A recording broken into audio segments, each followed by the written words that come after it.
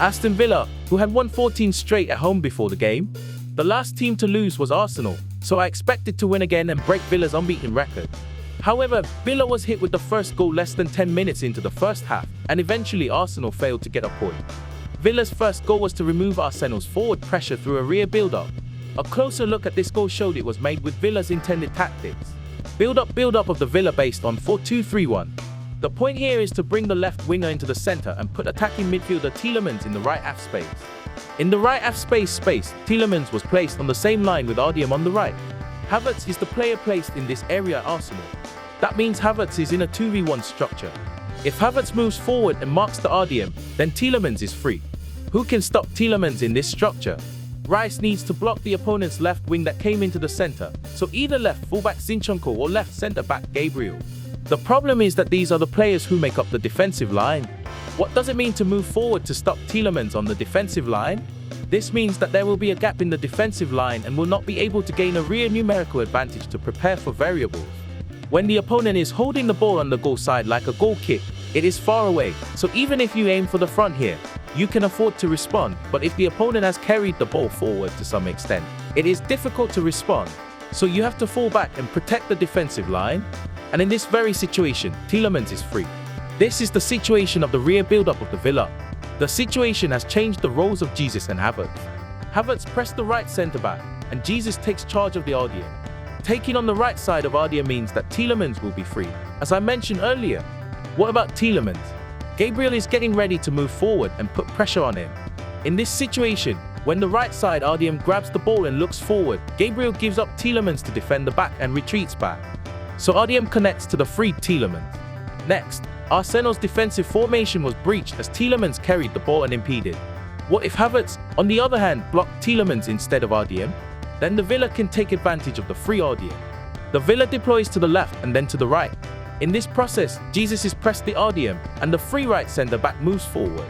So Havertz falls back to stop Tielemans, not Ardium. Here's the next scene. Through Havertz's move, Tielemans' threat to attack the half space between the defensive lines was prevented. Instead, there is no player blocking the Ardium. Villa uses this Ardium as a link to develop an attack. Villa that carried the ball forward in an instant. That's how the first goal came out.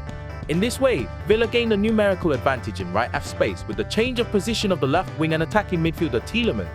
But what's interesting, on the other hand, is that the region where Arsenal gained a numerical advantage was the same. From Arsenal's point of view, it would be left half space. First of all, if you look at Villa's defensive formation, it was a formation that took a 4-4-2 formation with an attacking midfielder and centre forward on the front line. Arsenal were also located in the middle line as the inverted fullback Zinchenko came inside. This arrangement led Zinchenko to create a 2v1 composition against the opposing Ardium with Havertz in the left half space. In this composition, Havertz was up against the defensive line rather than going down and joining the rear build-up. With this move, Ardium was pulled, and Arsenal were able to use free Zinchenko in the pocket space between the defensive and mids. Arsenal's build-up situation. Havertz moves through the opposition's defensive line, luring the opposition's Ardium. In the left half space, you can see that there is a gap in the opponent's middle line.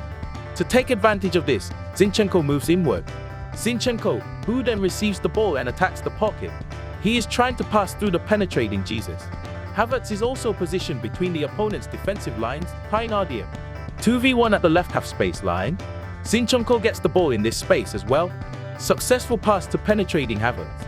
Subsequently, a good chance from Odegaard was made. Scenes of Zinchenko using pocket space like this have appeared several times. Arsenal's through ball in this game. In other words, 3 of the 7 passes between the opponent's defensive lines came from Zinchenko's toes. Zinchenko made a total of 6 through balls in the league last season. With half of the season's record in this one game, you can see how effective this tactic was. 2 teams that have created a numerical advantage in the same half space line. Arsenal made more chances, but the result was a game of joy and sorrow as Villa paid. I found something unusual in the ratings of overseas media in this game. It's an evaluation of Saliba. The Evening Standard gave him 7 points and said, "Had a great battle with Watkins and dealt with him fairly well overall. Won't have many tougher tests than that this season." On the other hand, Goal.com said, "May not have had a more uncomfortable 45 minutes as an Arsenal player as Watkins gave him in the first half looked to be shaken by the England striker. And though he recovered slightly after the break, was far from his best." Giving him 4 points, whopping 3 points. The evaluation of Villa's centre-forward Watkins was clearly divided between good and bad. How did you feel? After Rice's equaliser against Luton Town last time, Arteta was too happy that went over allowed area. In the end, he received a warning and was suspended, so he had to watch this game from the stand. Because of this, Jorginho's actions became a hot topic. It is said that Jorginho, who was not in the starting lineup, spent most of his time near the touchline. It was a funny incident where he wasn't just trying to warm up, but was coaching his teammates by shouting towards the stadium. Have you turned into a playing coach? He is a player with outstanding soccer intelligence, so I look forward to coaching him in the future. The biggest issue in this game is probably Havertz's goal, which was cancelled. Regarding this, Jamie Redknapp, the son of former Tottenham manager Harry Redknapp and a commentator, had a word to say. I think it's ridiculous. It's hit Matika's hand first. Gary Lineker also expressed a similar position. I have to say I don't like VAR much anymore. I was one of those advocating for it and I feel quite guilty. I was definitely wrong and it's spoiling the game. So how did manager Arteta react? Thoughts on loose, penalty and handball? Clear and obvious. That both were wrong. No, clear and obvious. What do you mean? Clear and obvious, that's what I mean. Perhaps because he went to a hearing for his remarks against Newcastle last time, he seems reluctant to say anything. Now it really feels like Arsenal are being put at an intentional disadvantage. Maybe that's why I really want to see them win. I hope justice is served.